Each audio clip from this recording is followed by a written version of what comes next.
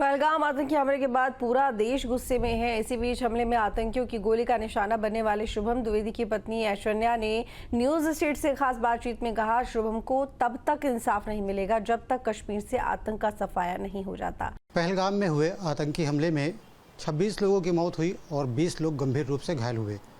कानपुर के शुभम की आतंकियों ने बेरहमी से हत्या कर दी।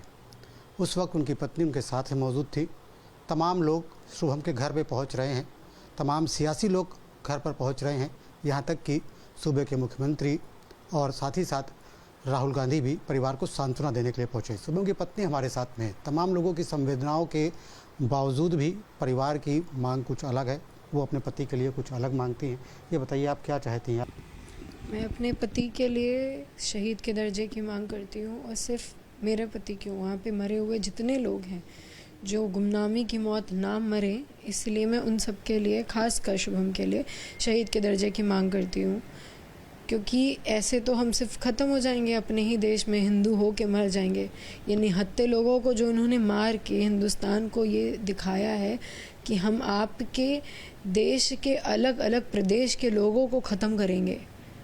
टेररिस्ट टूरिस्ट को मार रहे थे, टूरिस्ट को मारने का मतलब तो यही है ना, हम आपके प्रदेश के लोगों को ख़त्म करेंगे अलग अलग। तो उनको भी एटलीस्ट आइडियोलॉजिकली तो ये जवाब देना चाहिए कि आप हमारे घर, हमारे अलग अलग जगह के लोगों को ख़त्म करोगे, हम उन सबको अमर शहीद का दर्जा देंगे।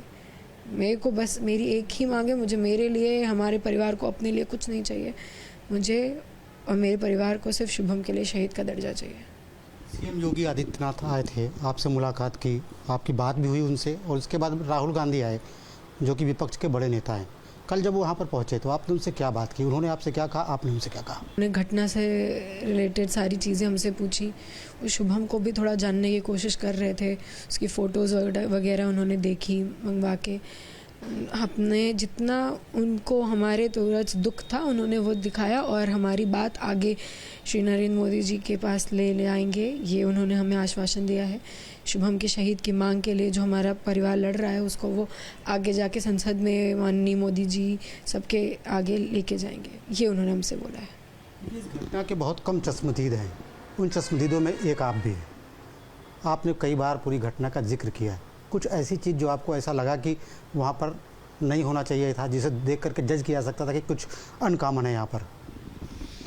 उस समय तो नहीं लगा कि, क्योंकि हमारा 5वां दिन था कश्मीर में, तो हमें तो सब अच्छा ही लग रहा था। हम तो हर दिन सेफली घूम रहे हैं, तो उस दिन में हमें नहीं लगा। बट अब जब हम सोचते हैं उस पूरे दिन के लिए, तो हमें लगता है कि जो वहाँ के जो घोड़े वाले थे वो हमसे बहुत ऐसी बातें कर रहे थे कि आप कपल में चलिए, कपल्स जितने भी हैं वो साथ में रहिए। उनका कहना था कि फ़ोटो खिंचवाएंगे ये वो, लेकिन मकसद तो आप समझ ही चुके हो, उन्होंने कपल्स को ही देख के गोली मारी है। तो ये घोड़े वाले हमसे ये कह रहे थे, तब हमें नहीं समझ में आया, अब हमें ये समझ में आता है। स्थानीय लोग मिले हुए हैं, आपको लगता है कि जो स्थानीय लोग हैं, चाहे घोड़े वाले हों या तमाम सामान बेचने वाले लोग वहाँ पर हैं, वो मिले हुए हो सकते हैं और उनके ऊपर भी कार्रवाई होनी चाहिए? बिल्कुल मिले हुए हो सकते हैं, क्योंकि कोई पैंट शर्ट पहना हुआ आदमी अपने कपड़ों के अंदर AK-47 नहीं छुपा सकता। तो उसको किसी ने दिया है वहाँ पे जाके, और कोई 400 किलोमीटर पाकिस्तान बॉर्डर से भागते हुए आके हमला नहीं कर सकता।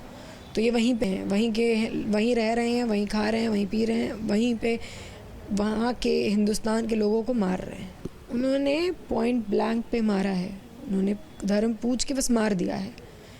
यही हम, और मुझे लगता है पूरा देश, हमारा परिवार, पूरा देश यही चाहता है कि उनको बैठ के पालिए मत, उनको बैठ के उनसे क्वेश्चन आंसर मत करिए, क्योंकि ये जवाब आपको नहीं देंगे। इन्हें मार दीजिए, देखिए आतंकवादी है, मार दीजिए, ऐसे ही आतंकवाद खत्म होगा, नहीं तो ये घटना दोबारा होगी। वीडियो जर्नलिस्ट के साथ श्याम तिवारी, न्यूज़ स्टेट कानपुर।